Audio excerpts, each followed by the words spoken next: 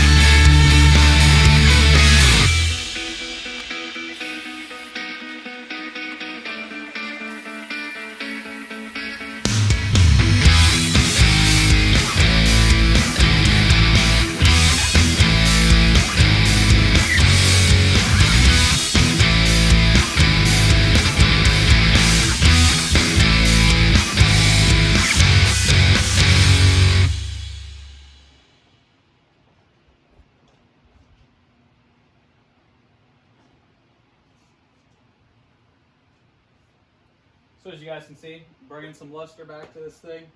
Certainly it's not going to be perfect, but it's going to look a lot better than a dull chalkboard, that's for sure. So just going to keep moving on.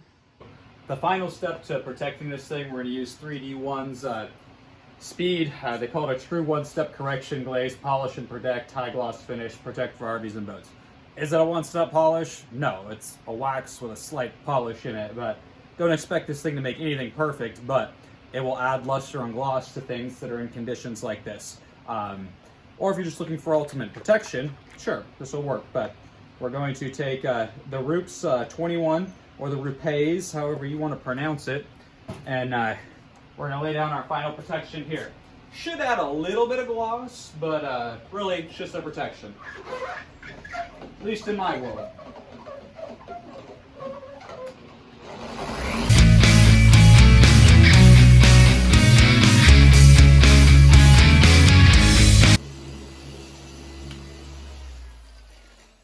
And I also have found that using 3D Speed will help reduce buffer trails and rotary trails from the rotary.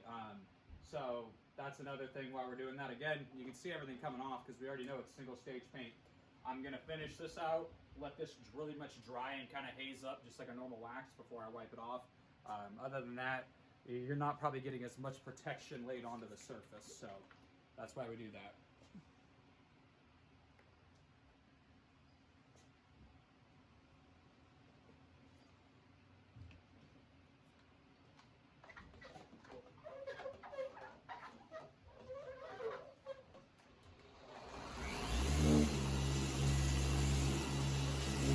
I'm on speed 4.5 by the way.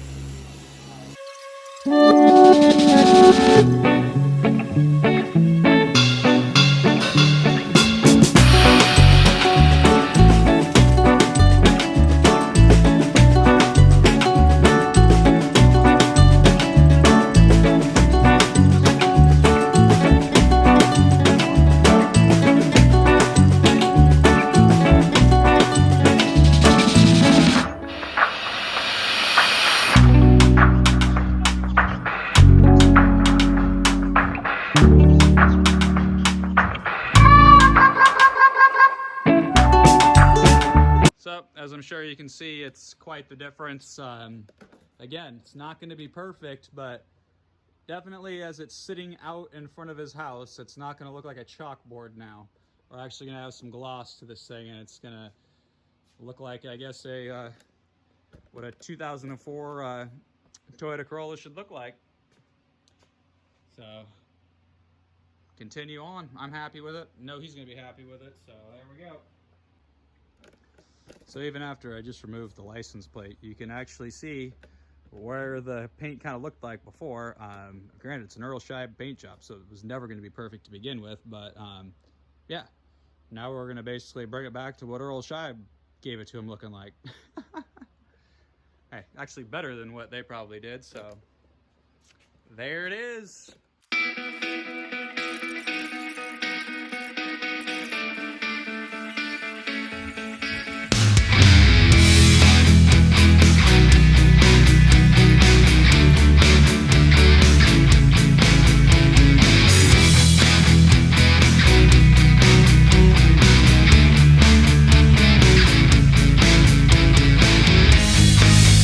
I'm back. Apologies, had to take a phone call there. That was my insurance company. I sold a BMW a while back, and some guy has not registered it, and there was a clerical error, and trying to claim that he's driving under my insurance and trying to pass it off as me.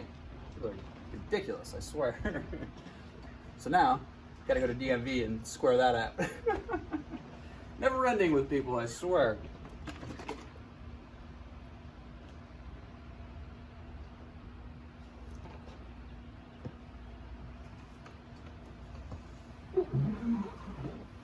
So we're gonna get the trunk, we have the trunk lifted up so that we can actually buff this back so we don't see like a, a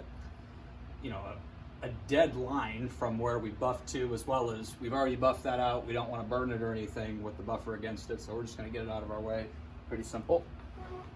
All right, I gotta stop this video once here, and I gotta ask, please subscribe. Go to the subscribe button, hit that. We need that for the monetization on the channel so that I can bring you guys more cool content. All right, back to the show.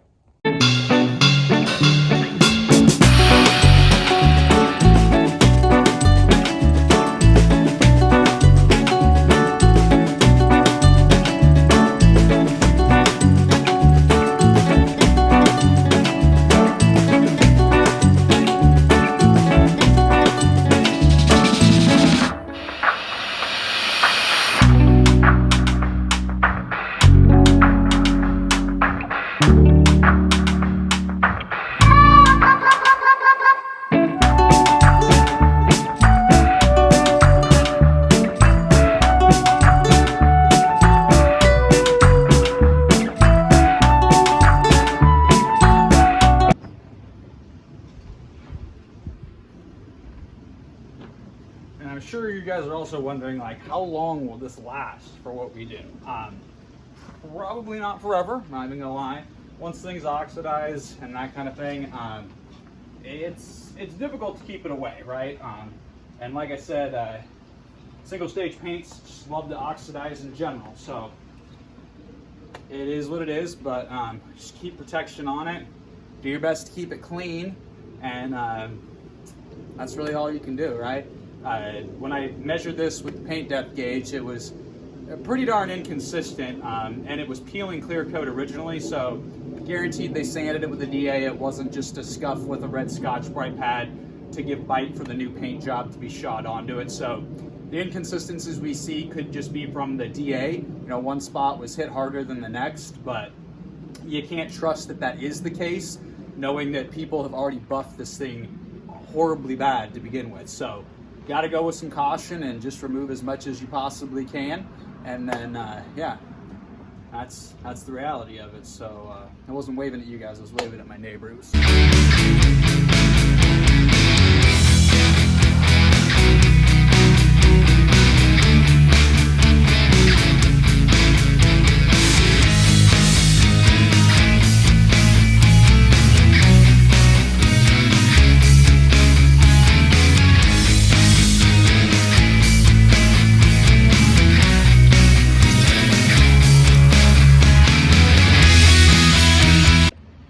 So I'll show you all how I'm going to clean this pad out here.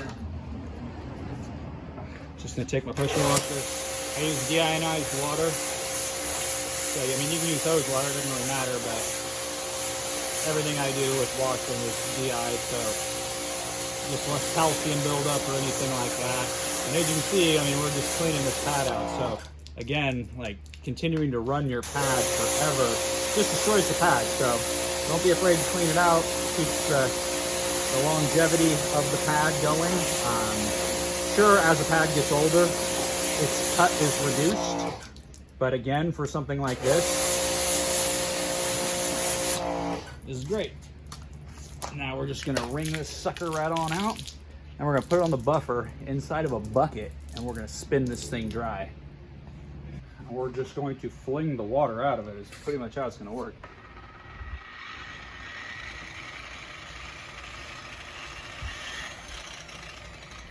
And if you want to pick up speed, you can to get some more water out of there, but you know, more weight of water on the pad, more wear on the bearing, in my opinion. But again, this is my opinion.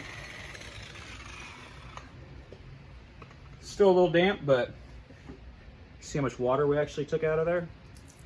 So that's good enough for me. And definitely now that this pad's a little damp, it might get a little messy, so to be honest, we can even take our microfiber here and try to kind of absorb some water out of it too. Kind of like this shirt, but I don't want to ruin it. Running compound stuck into shirts, especially black ones, kind of end up speckled, if you will, afterwards. So that's that.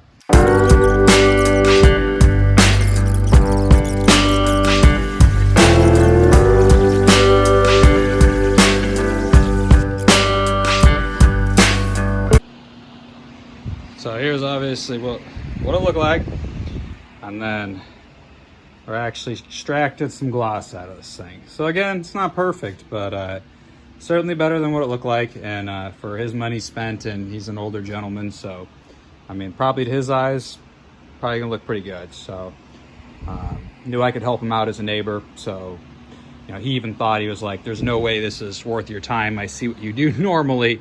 But you know, the reality is, I do fix paint for a living, so I don't care if it's a aged Toyota Corolla with a respray, or if it's a Ferrari or a Porsche. I mean, I'm here to fix the paint, so figured I would help him out.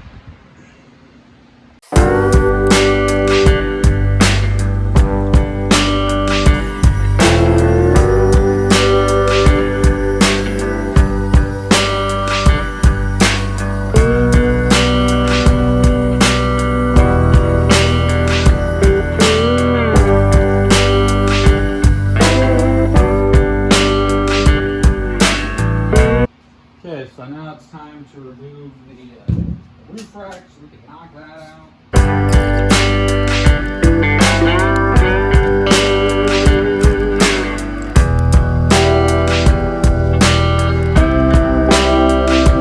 So, like I said, certainly not perfect, but man, we got some reflection and some gloss on this thing finally. And then if we go back up to the roof, you can really just see how dead and oxidized it actually was. And if you remember, it had all kinds of streaking going down the quarter panel.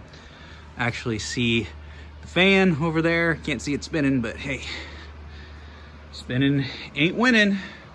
Or maybe they say spinning's winning. I don't know. But I'm pretty sure if you're spinning, you ain't really winning because you ain't grabbing traction. But we're getting this thing dialed in. And yeah, considerable difference. Am I happy with it? No, because I'm anal as all hell. But pretty sure dude's gonna be stoked. All right, so we've put some gloss back in the roof, which you can see the side I have not done. And then got the A-pillars all done, got the mirror done, got the fender all done now. See, I haven't done the hood. I did restore that headlight to a degree. And then when we go across here, you can see where I stopped on the bumper. And then you can see also how bad the other headlight looked. So, gonna actually stop for today. Once I start getting tired, I get a little sloppy. And even though this isn't perfect work, I still want to be good at what I'm doing. So, either way, we're gonna stop and then go grab some more compound tomorrow because I did start running short because when you're doing stuff like this, you eat it up quickly. And you also eat up buffer pads, like I said. Sure, this can be cleaned. I already cleaned it once, but I'm gonna grab me another one so I don't have to clean stuff tomorrow. I can just finish knocking this thing out. So, great day, guys. See you all tomorrow. Hey, what's up, everyone? All right, we're back on to the Toyota Corolla here. It's the following day, obviously. Couldn't finish it in one day because I only had like, I don't know, 4 or 5 hours of this thing. So maybe some of you guys could do this in 4 or 5 hours. I don't know, I'm not saying I'm fast at anything, so just bear with me. But yeah, we're gonna start back on this thing, get the hood done, get the entire side done, and then we've got half the hood done. So, or I mean half the roof done. Pulled it out in the sun, no rotary trails, no buffing trails, so thumbs up, we did good. So just keep on the same way that we were doing it, and yeah, this dude's gonna be stoked when he gets this thing. All right, so we're definitely getting some gloss back in this thing.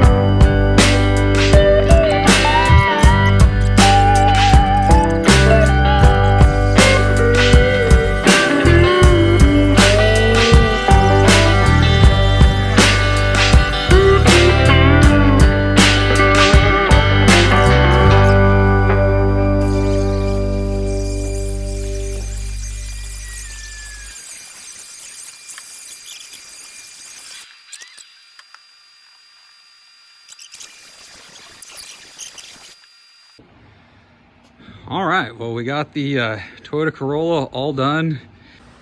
What's up, everyone? I got the Corolla all done finally.